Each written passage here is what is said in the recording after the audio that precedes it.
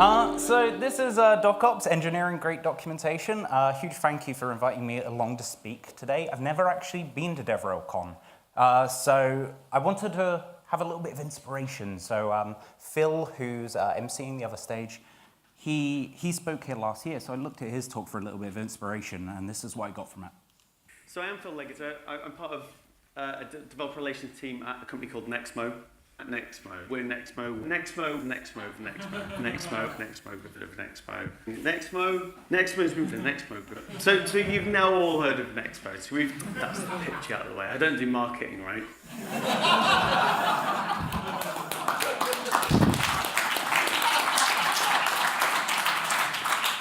I can, without a doubt, on my event form, put 100% people have now heard of Nexmo, which is brilliant.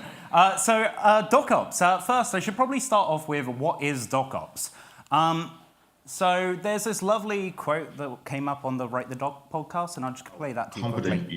I like to call them DocOps. So instead of DevOps, they're engineers that are responsible for maintaining your documentation tooling. How good your DocOps?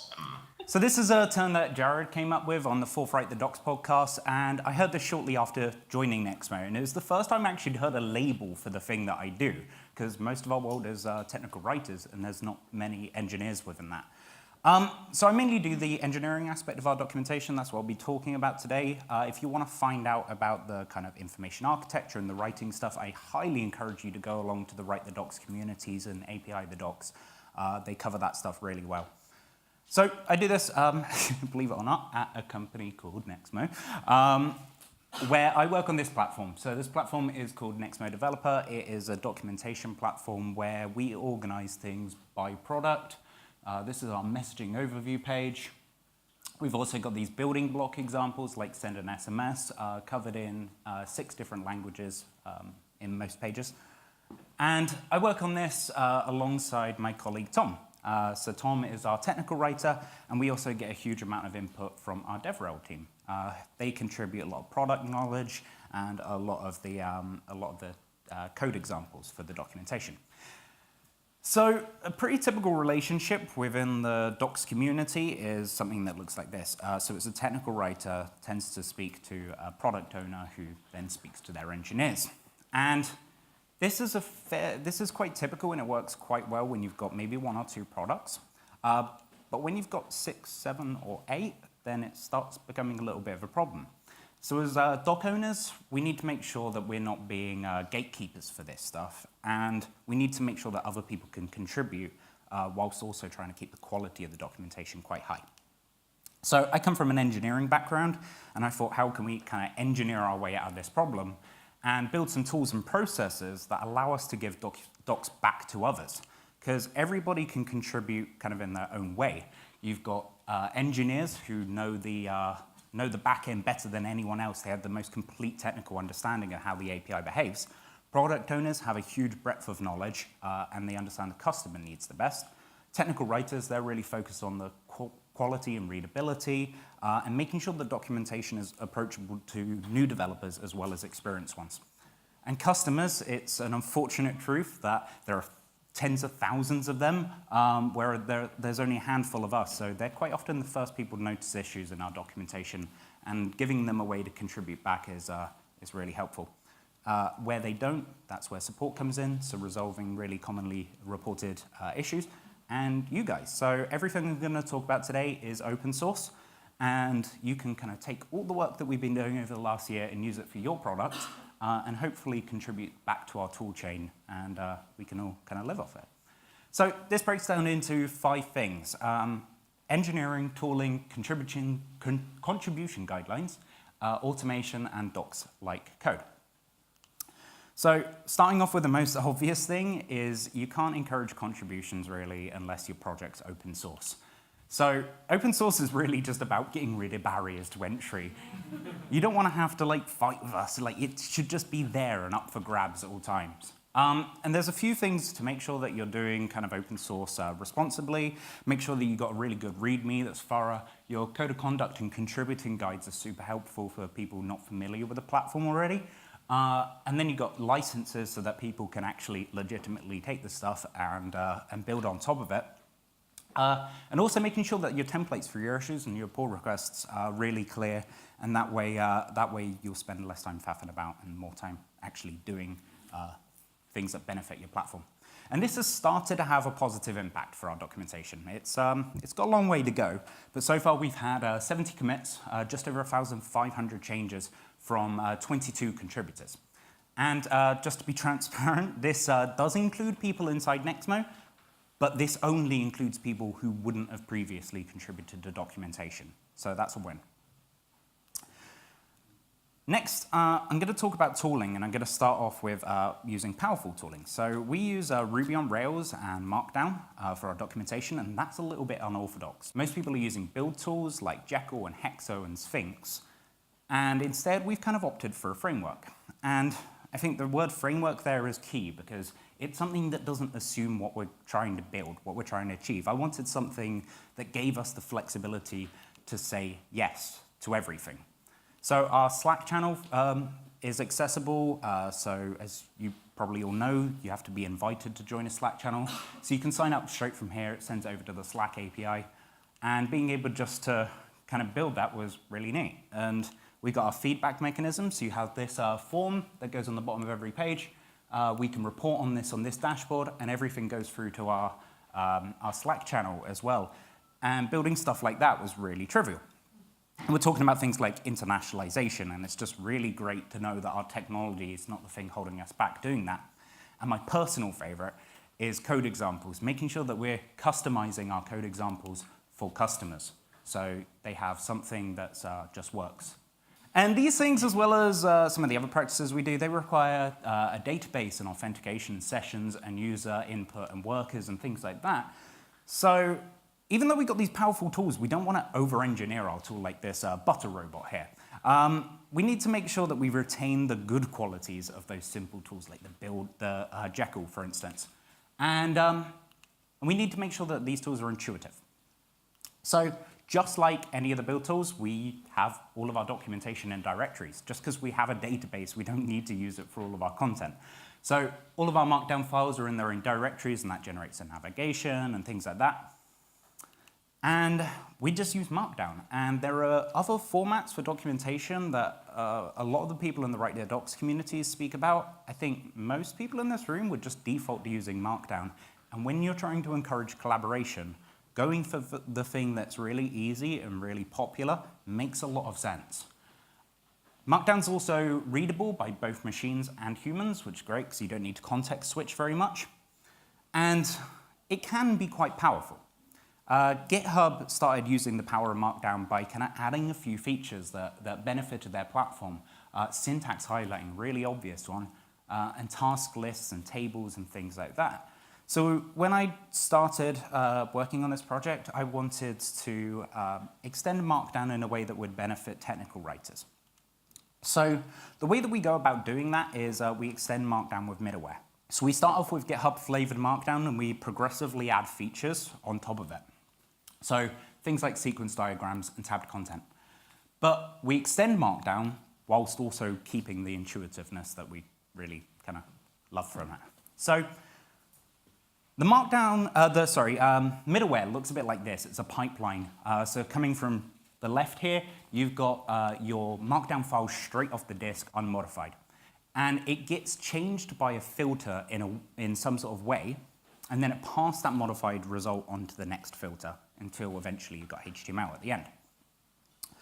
And this means that you can keep your concerns really tightly coupled, and you can build on things that you've done in the past. And we go through 22 stages when we do this. So we go from Markdown to HTML over 22 filters. The first 15 of these filters happen while the file is a Markdown file.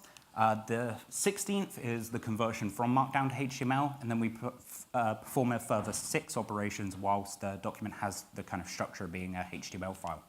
So we'll take a look at a few of these, just to give you a little bit of insight. This is all done in Ruby, but you can do it in whatever language you like, really. The first one is the front matter filter. It's the most boring of them all, but it's also the easiest to explain.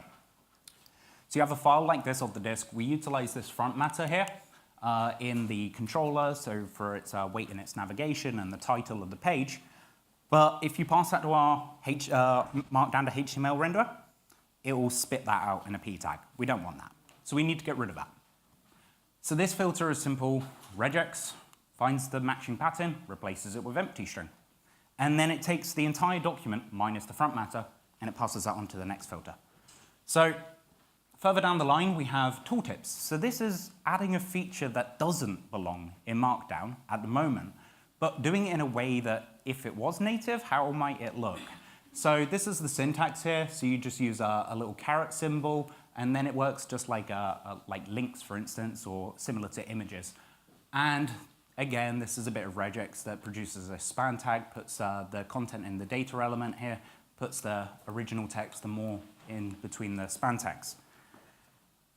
And this ends up to the user just looking like this. And this is really great for when you have things like acronyms and you don't want to break the context by providing that little bit more detail that 99% of people wouldn't need.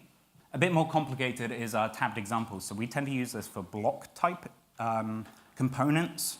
And we always use the same structure for this. So you have free backticks, the plugin name, and then in between is always YAML. It's all the objects that that particular plugin takes. In this case, we're providing it a source of a directory.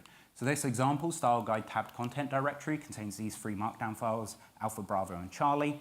And using our filter that just basically just loads all that stuff, puts it into divs, sorts the content based on the internal front matter, you end up with this. And from an interface, from the technical writer's point of view, they can just do this. They can add tabbed examples by throwing Markdown files in a directory and then using this tiny little kind of almost include-like snippet.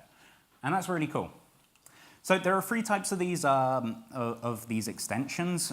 There's implicit, extended, and plugins. So the implicit ones are where you don't have to do a thing. It just happens for free. It's things like headings. Headings get a parameterized ID of the heading so that we can link to specific sections in the documentation. And we also add this icon so that customers can click it and then share references to pages. And external links. Loads of external links in our documentation platform. And the Markdown files I inherited used anchor tags throughout, even though it was Markdown, because they wanted to do target blank. And that's just really sad. It's just like, we want to go off-site and open it in a new tab, so we'll have to write HTML instead of Markdown. Whereas we can just detect that link goes off-site, therefore inject this icon in, make it target blank automatically. The extended ones, these are things that look like Markdown, but add new features. So they're things like this tabbed content, collapsible content here, which just has pipes down the side. So in like block quotes, you'd use angle brackets. If you just use pipes down the side, then you get this. This JS sequence diagram stuff and labels. So these are some of the features that we've added. And lastly, plugins are a bit more involved. And they include things like this screenshot script here. So this is our dashboard here. And everything in there is generated from a script. So if our dashboard ever changes color slightly, maybe after an acquisition, who knows? Then we can just generate these images again. And even that blur is CSS we're injecting into the site to hide my API keys and secrets. And that gets put onto the disk as a SHA hash of the image. So if it's not changed, nothing goes into Git history. And you might think this all has a bit of a toll on performance, and it doesn't so much. I manually built all of our pages. We're typically seeing around a 40 millisecond render time, but we do partial level caching. So as soon as this has been rendered once, we keep it unless you're logged in. And in fact, this is a bit misleading because I did this, realized this all sucks, so I fixed all those. So it's a lot better than this, but it's good to see that that was the state before I wrote this talk, so it's a bit more representative. Next is contribution guides. So contribution guides are incredibly important because we can build this stuff relatively easy, and documenting new products isn't that difficult, but keeping them up to date is really, really hard. There's a lot of content out there. So by getting the support from outside contributors, that makes maintaining things a lot more easy. So we have a very thorough contribution section of our documentation platform. And these are some of the pages that we've got in there. So we've got our style guide. This covers regular Markdown as well as our extensions. We've got, for example, our collapsible content here, tablet code examples, tables, JS sequence diagrams, modals, they gotta go, horrible things. And our screenshot functionality. We've also got guides for contributing code examples, so making sure that we're using consistent linters throughout. When we do our API keys and secrets, they need to be consistent enough that we can inject people's keys in as well, making sure examples aren't too wide as well. I'll write the docs page, so this covers basically everything else, our tone of voice, our like placeholder values, what we'll use for phone numbers, and our structure. So we're structured between overviews, guides, building blocks, and tutorials. So each one of those has its own guide as to how should these pages look and how should they function. Next is automation, because why do things twice? Automation is really important so we can actually just focus on doing things that have a positive impact for our documentation instead of just repeating ourselves. And we do this in a few ways. Code examples, screenshots, link testing, and I'm keen to look into things like spelling and grammar, automation.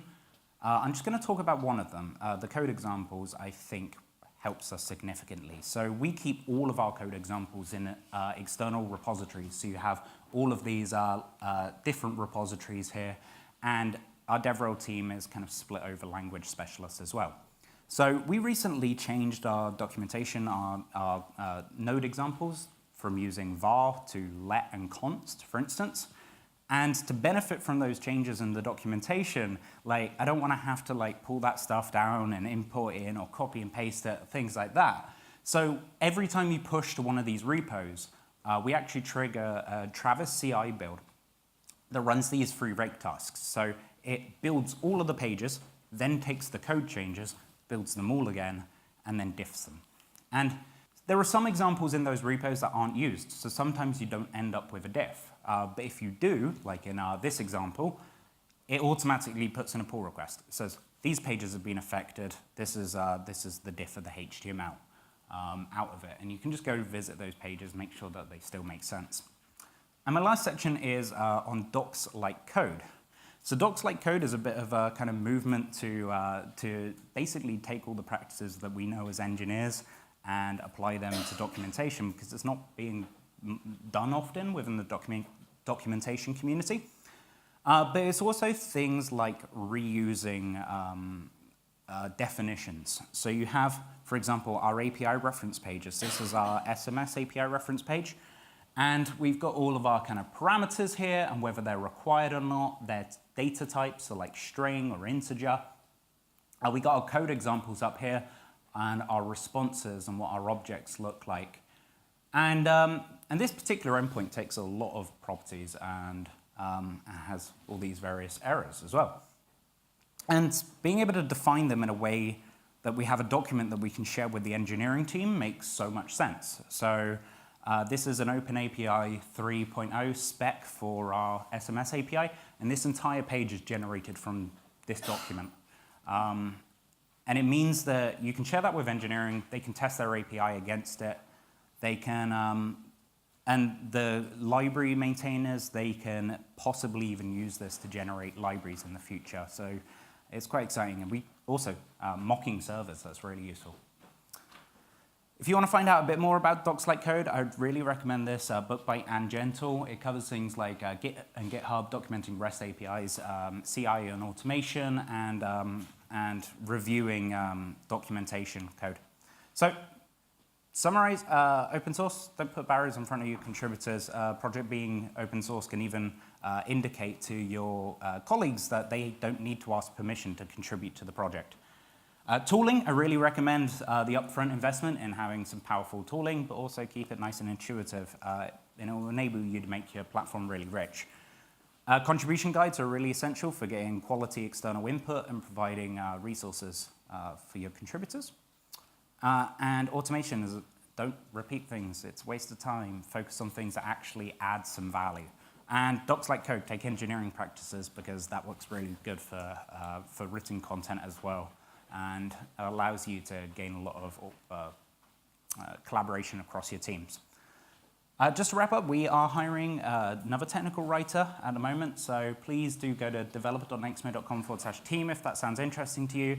And if the magical internet automation thing worked, I just tweeted that out as well. So you can find out information at LabFoo on Twitter.